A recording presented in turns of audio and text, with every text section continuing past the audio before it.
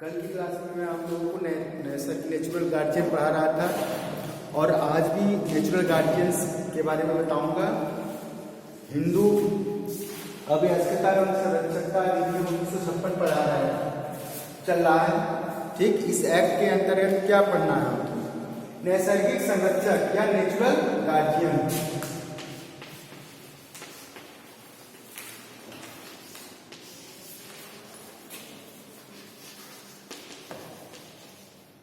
ठीक, कौन होता है, शक्तियां क्या होती हैं, ये सब मैं बताऊंगा। ये सेक्शन 6 में है।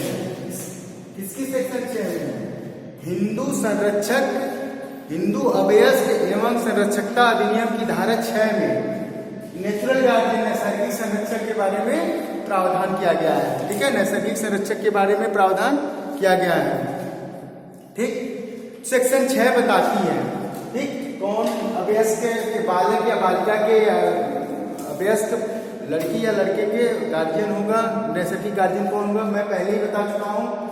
अभ्यस्त के चाहे लड़की हो या लड़का हो, माता पिता, और यदि शादीशुदा लड़की है तो अभ्यस्त है तो उसका पति। ये तीन चीज इसमें नैसर्गिक संरक्षक में आते हैं। और नैसर्गिक संरक्षक में मैं बता रहा हूं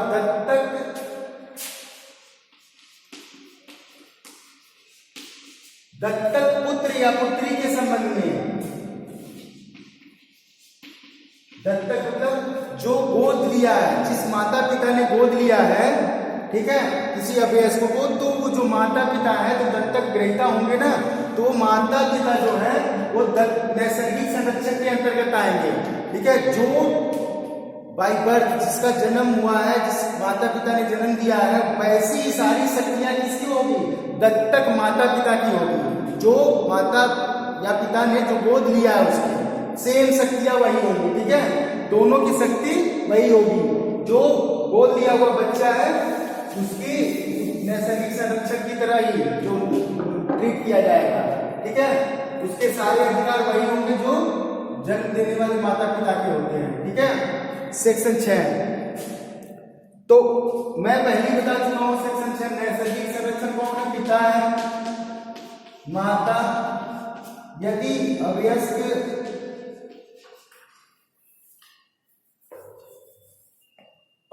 विवाहित है तो उसका पति। ठीक, अभ्यस्त कोई यदि लड़की है और उसकी शादी हो गई है तो उसका नैसर्गिक संरक्षक उसका पति होगा। चाहे पति अभ्यस्त हो या वयस्क हो, लेकिन वो अभ्यस्त लड़की है और उसकी शादी हो गई है, उसका पति अभ्यस्त भी है तो भी वही नैसर्गिक संरक्षक होगा। ठीक है, दूसरा इसमें धारा 6 है। ठीक है, धारा 6 के अब मैं बताऊंगा एक केस। इसमें मैं नैसर्गिक संरक्षक का भी बता चुका हूं और इसमें एक केस है गीता हरिहरन बनाम, लिख लो, Gita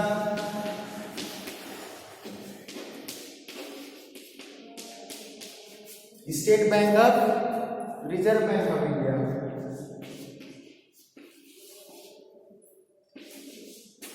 reserve bank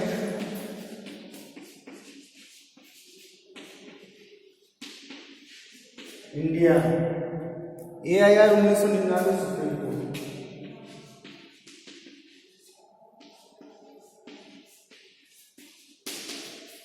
supreme court AIR 1999 supreme court.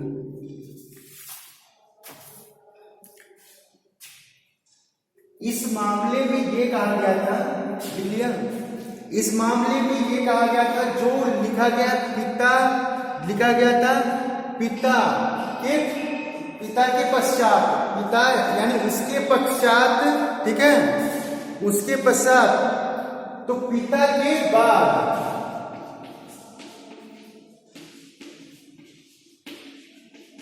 आप जब बैरेक्ट बोलोगे तो बैरेक्ट में देखोगे लिखा हुआ है पिता के पश्चात, मतलब उसके पश्चात, पिता के पश्चात जो आएगा तो पिता के पश्चात पहला होता है, पहला संरक्षक कौन होता है? पिता होता है। किसी बच्चे का पहला संरक्षक पिता होता है, दूसरी माता होती है। लेकिन अब 5 वर्ष से नीचे का बालक है तो उसकी पहले संरक्षक कौन होगी? माता होगी, फिर उसके बाद पिता होता है। लेकिन यदि अवयस्क के संरक्षक पिता है तो डायरेक्ट में लिखा पिता के पश्चात, तो पिता के पश्चात का मतलब ये नहीं है कि पिता मर गया तब होगा, ठीक है? पिता मरने के बाद की बात नहीं कर रहा है।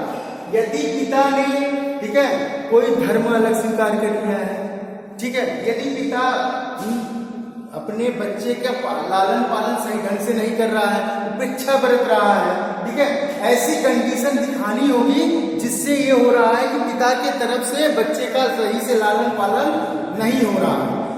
तो वो परिस्थितियां यदि आती हैं तो माता संरक्षक हो सकती है, ठीक है?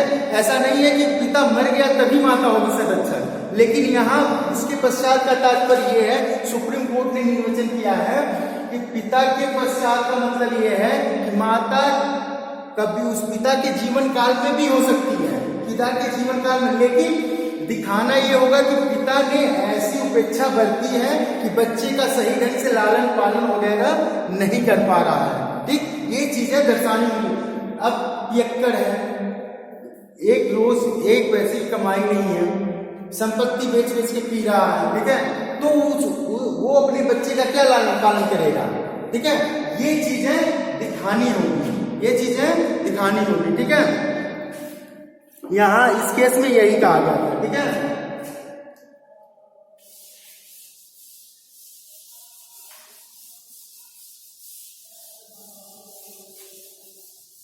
अब ये नहीं है, देखो कभी भी निर्णय जब केस कोर्ट में जाता है तो सुप्रीम कोर्ट यूं ही निर्णय नहीं दे देता, हाई कोर्ट या कोई कोर्ट ऐसे ही निर्णय नहीं दे देता।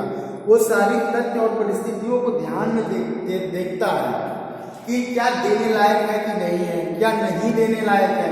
5 वर्ष का बच्चा है तो तुम किसी भी कंडीशन में नहीं पाओगे, गोद नहीं पाओगे, माता ही है संरक्षक, क्योंकि ये माना जाता है कि माता ही अच्छे से बच्चे के, छोटे बच्चे को लालन पालन कर सकती है, ठीक है? ये चीजें होती हैं। अब ये पिता हो गया नैसर्गिक संरक्षक में। हाँ, पिता जो पिता है वो अपनी नैसर्गिक संरक्षकता कब खो सकता है, कब खो देगा, ठीक है? कुछ परिस्थितियां हैं, जैसे कि ये नहीं है कि तो मैं बता रहा हूं ये परिस्थितियां हैं तो वो अपनी संरक्षकता नहीं खोएगा। जैसे जाति से बहिष्कार, जिस जाति के हो, ये सब यूं ही नहीं है कि लिखा नहीं है, सब केस के माध्यम से आया है, ठीक है? तो जाति से बहिष्कार, यदि तुम किसी जाति से बिलोंग करते हो तो उस जाति से यदि निकाल दिया गया है तो ये ग्राउंड माता या कोई और नहीं ले सकता कि ये जाति से निकाले गए हैं, ठीक? अब जाति से निकाल दिया तो ये अपना नैसर्गिक संरक्षकता खो दी है बच्चे पर, ये नहीं माना जाएगा, ठीक है? जाति से निकाल दिया गया तब भी नहीं माना। धर्म परिवर्तन कर लिया है तब भी नहीं माना जाएगा। लेकिन यही माता के सेंस में अलग हो जाएगा। यदि माता धर्म परिवर्तन कर लेती है तो उसकी संरक्षकता खत्म हो जाती है, ठीक? या उसका पुनर्विवाह, जैसे कि पिता ने यदि पुनर्विवाह कर लिया, पहली पत्नी मर गई या पहली पत्नी से तलाक हो गया, ठीक है, या पहली पत्नी ने संसार त्याग किया, साधु सन्यासी हो गई, ठीक है, तो यदि उसने क्या किया, पुनर्विवाह कर लिया, दूसरा विवाह कर लिया, तो पहले का जो बच्चा है उस पर नैसर्गिक संरक्षकता उसका खत्म नहीं हो जाएगा, वो नैसर्गिक संरक्षक तब भी बना रहेगा, ये कंडीशन है, ठीक है? या उसका अनैतिक जीवन बिताना, अनैतिक जीवन बिताने का मतलब क्या है, किसी दूसरे औरत के साथ संबंध होना, ठीक है? यदि किसी अनैतिक जीवन मतलब होता है कि दूसरे के साथ संबंध बनाना। बहुत से समाज में मिल जाएंगे कि जिसके 2-2, 4-4 बच्चे हैं वो दूसरी औरत के साथ रखेल के रूप में रखता है, ठीक है, रहता भी है और सबको पता है, घर वालों को पता है। तो ये चीजें यदि भी हैं तब भी ये नहीं हो जाएगा कि तुम कह दो नहीं ये ग्राउंड बना लिया कि अब इसे नैसर्गिक संरक्षण हटा दो, ऐसा कुछ नहीं है। ये ग्राउंड आपका सफिशिएंट नहीं है कि आप ये कहेंगे कि इसकी नैसर्गिक, अपने बच्चे से नैसर्गिक संरक्षकता खत्म हो गई या नेचुरल गार्जियन अब ये नहीं रहा, ठीक है? ये सब जो बातें हैं ये पिता के नैसर्गिक संरक्षक होने से नहीं रोक सकती, ठीक है? और बाकी और कारण हैं जो मैं बताया ना, उपेक्षा कर रहा है, अपने बच्चे का लालन पालन नहीं कर रहा, शिक्षा, उसके स्वास्थ्य की देखभाल नहीं सही ढंग से कर पा रहा, उसे पढ़ा नहीं पा रहा है, ठीक है। ये सब सारे ग्राउंड हैं जिससे क्या नाम है, आप उनको संरक्षकता से हटा सकते हैं, दूसरे को संरक्षक बनाया जा सकता है, माता बना दी या पिता बना दिया, किसी को संरक्षक नियुक्त किया जा सकता है, ठीक है। पिता हो गया, माता हो गई। माता में दत्तक माता भी आती है, मैं बता रहा हूँ। दत्तक माता, जिस माता ने किसी बच्चे को गोद लिया है वो नैसर्गिक संरक्षक की तरह ही मानी जाएगी, सारे अधिकार उसको वही होंगे जो नैसर्गिक संरक्षक के हैं। दत्तक लिया गया पुत्र का नैसर्गिक संरक्षक वो होगी, ठीक है। ये हमेशा माता किसके पश्चात होती है, पिता के पश्चात होती है।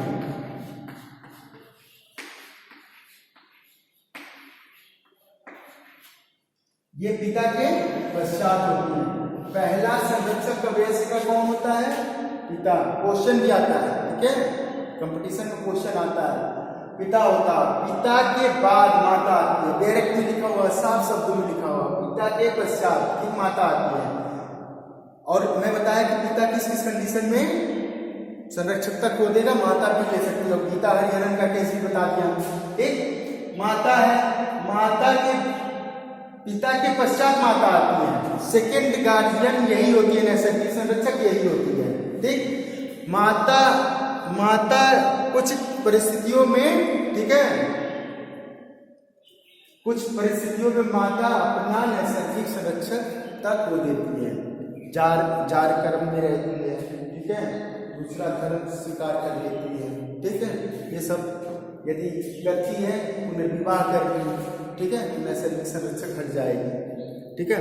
यदि विधवा है, ठीक है, विधवा माता है, ठीक है, किसी अन्य धर्म, विधवा माता भी नैसर्गिक संरक्षक होती है ना, पिता मर गया तो माता ही होती है। विधवा माता जो है वो क्या होती है, नैसर्गिक संरक्षक होती है। यदि उसने पुनर्विवाह कर लिया तो संरक्षकता त्याग देगी, वो संरक्षकता से हट जाएगी, क्योंकि अब क्या है कि इसमें कंडीशन क्रिटिकल कंडीशन हो जाएगी, क्योंकि वहां आ जाएगा उसका पिता, शादी हो गई तो उसका पिता आ जाएगा, तो सौतेला पिता हो जाएगा, दत्तक पिता नहीं होता है। यदि माता शादी करती है दूसरे से, ठीक है, तो वो सौतेला पिता हो जाता है। सौतेला पिता यहाँ नैसर्गिक संरक्षक का अधिकार नहीं रखता है, तो वो चीजें अलग हो जाती है, माता के मामले में अलग हो जाती है, पिता के मामले में अलग होती है, क्योंकि यहाँ भारत देश है, पुरुष प्रधान देश है, तो पुरुषों ने जितने अपने फायदे की बात हैं वही उन लोगों ने रख रखी है, ठीक है। तो पुरुष प्रधान देश में पुरुष वर्चस्व अपना रखना चाहता है, ठीक है। तो ये चीज है वही। पति तो बता ही दिया हूं कि यदि कोई अवयस्क पत्नी है तो उसका पति चाहे अवयस्क हो चाहे वयस्क हो, वही संरक्षक होगा, नैसर्गिक संरक्षक होगा, ठीक। अगर माता पिता ना हो तब माता पिता ना हो, ठीक है, तो संरक्षक दादा दादी आते हैं, देखो व्यवहार में आते हैं, कानून से नहीं आते हैं। कानून से यदि माता आते तो बिल द्वारा होगा, ठीक है, बिल बना के माता पिता किसी को संरक्षक नियुक्त कर दे तो होता है। व्यवहार में तो सब चलता है, कस्टम रूढ़ी भी होती है। मैं पहले ही बता चुका, हिंदू विधि में कस्टम रूढ़ी जो होती है वो भी चलती है। क्या है, गोद, यदि छोटा बच्चा है तो भी गोद लिया जा सकता है, बहुत बड़ा बच्चा है, शादीशुदा बच्चे भी तमिलनाडु, महाराष्ट्र और बड़े स्टेटों में, उधर के पश्चिम वाले स्टेटों में वो गोद बड़े बड़े बच्चों को लेते हैं जिनकी शादीशुदा हैं, बच्चे हैं, तो चलता है वहाँ। तो ये कस्टम है, ये बहुत सालों से चली आ रही है। तो यहाँ संरक्षण उसे जो कस्टम है, हर एक्ट में कस्टम को संरक्षित किया गया है। अनुच्छेद 13 में भी रूढ़ी को संरक्षित किया गया है। यदि ऐसी रूढ़ी वर्तमान समय में आ रही है तो उस रूढ़ी को आप तोड़ेंगे नहीं, वो चलेगी, उससे बचाव दिया गया है, हर एक्ट में बचाव दिया गया है। उसे छोड़ के उसे रहना चाहिए, ठीक। क्वेश्चन क्या था, अगर माता पिता ना हो तो? हाँ, तो माता पिता ना हो तो बिल द्वारा संरक्षक है, पहले ही बताया, बिल द्वारा संरक्षक, वसीयत संरक्षक होगा। देखो व्यवहार में तो दादा दादी भी रहते हैं, माता पिता जी दोनों खत्म हो गए तो दादा दादी लालन पालन तो कर रहे हैं ना, होता ही है, लेकिन कानून कुछ और है, व्यवहार कुछ और है, ठीक है। कानून में भी ऐसा नहीं है कि कानून ने उसे नहीं दिया। दादा दादी पुराना इतिहास रहा है कि माता पिता मर जाते हैं, दादा दादी करते हैं, चाचा चाची कर देते हैं, करते हैं कि नहीं करते हैं, मामा मामी ले जाकर उठा के रख लेते हैं बच्चे को, उनका पालन पोषण कर रहे हैं। लेकिन ये कानूनन सही नहीं है, लेकिन क्या है कि व्यवहार में चलता है, ठीक है। व्यवहार में ये सब चीजें चलती है। नेचुरल गार्जियन हो गया, ठीक। नैसर्गिक संरक्षक के अधिकार लिखो। अधिकार, नेचुरल गार्जियन के अधिकार।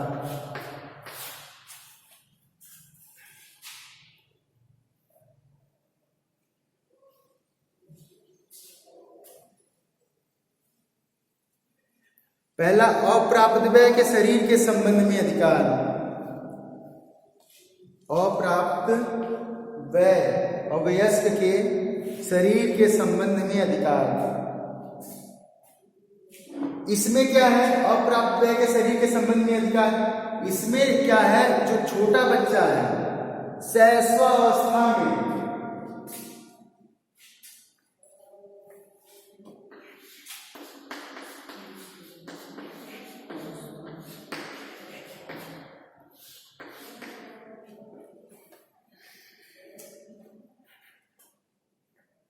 शैशवावस्था कितने साल का होता है?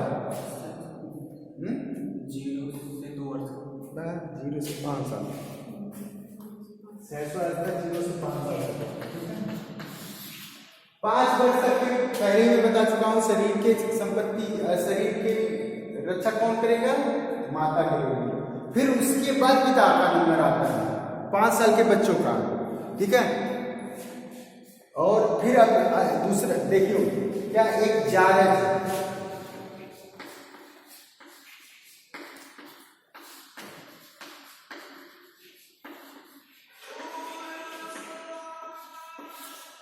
अधर्मज बच्चा है, जारज या अधर्मज, अधर्मज बच्चा है, अधर्मज बच्चा है, वही बता रहा हूं, अधर्मज बच्चा है, ठीक है। कोई अधर्मज बच्चा है, अधर्मज बच्चा जारज किसे कहते हैं? बताओ किसे कहते हैं? नाजायज बच्चे को कहते हैं, जारज या अधर्मज कहते हैं, जिसे आम भाषा में आप लोग नाजायज कहते हो, कानून भाषा में जायज या अधर्मज। अधर्मज बच्चा क्या होता है?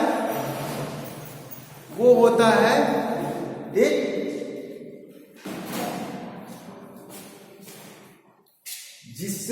जिसकी शादी वैध ना हो, शादी वैध ना हो। जैसे कानून के हिसाब से शादी अवैध हो गई हो, क्या होता है? लोग शादी तो कर लेते हैं, जैसे क्या हुआ, तलाक हो गया, तो तलाक का पीरियड है 18 महीने। 6 महीने में तुम, 1 साल में तुम बात दायर करोगे, लेकिन 6 महीने 8 महीने में तुम्हारा डिसीजन हो जाना चाहिए। न्यायालय ने यदि डिसीजन दे दिया कि तो आपका, जैसे आज भी दिया, आज कितना तारीख, 13 तारीख को न्यायालय ने क्या कह दिया? 13 तारीख को कह दिया कि आपका विवाह अवैध है और आप लोगों को तलाक दिया जाता है। लेकिन आप लोगों को ऊंचे न्यायालय में, मान लो लोअर कोर्ट ने दिया है, तो ऊपरी न्यायालय में, हाई कोर्ट में या ऊपरी न्यायालय में जाने के लिए 3 महीने का टाइम है, ठीक है। 3 महीने का टाइम है। और ये शादी चली इनकी 1-1.5 साल चली, इस बीच एक बच्चा पैदा हो गया, ठीक। तो अब उसके जो बच्चा है वो कैसा बच्चा होगा? वो होगा जायज बच्चा होगा, ठीक है। लेकिन शादी क्या हो गई? अवैध हो गई, शादी अवैध हो गई। तो ऐसे बच्चे का संरक्षण कर, शादी जो हो गई न्यायालय, अब क्या हुआ? जैसे कोई शादी में, जब मैं बताया था कि 5 के सब क्लास 1, 4 और 5 का जब बताया था कि कब कब शादी अवैध हो जाएगी, तो उस दौरान यदि बच्चा पैदा हो जाता है तो उसकी अब स्थिति क्या होगी उस बच्चे की? भाई वो भी तुम आ गया तो उसके भी कुछ अधिकार होंगे ना, तो अपने बाप की संपत्ति में पूरा हिस्सा पाएगा जिससे शादी हुई है। तो जो अवैध हो गया है, जो अवैध बच्चा हुआ है, वही जायज हुआ ना। शादी अवैध हो गई, अब वो जायज बच्चा हो गया। लीगली बच्चा तो है ही है, लेकिन शादी अवैध होने की वजह से अब क्या होगा? उसकी स्थिति क्या होगी, तो वो अपने बाप की संपत्ति में पूरा अधिकार रखेगा। जैसे अधिकार एक में जन्म वाला बच्चा पूरा चलता जाता है, पूरी लाइफ जिसके माता पिता को, तो वैसे ही उसको अधिकार मिलेगा सारे। ठीक है, चलो नेक्स्ट क्लास में और अधिक बता दूंगा इसके बारे में। ठीक है।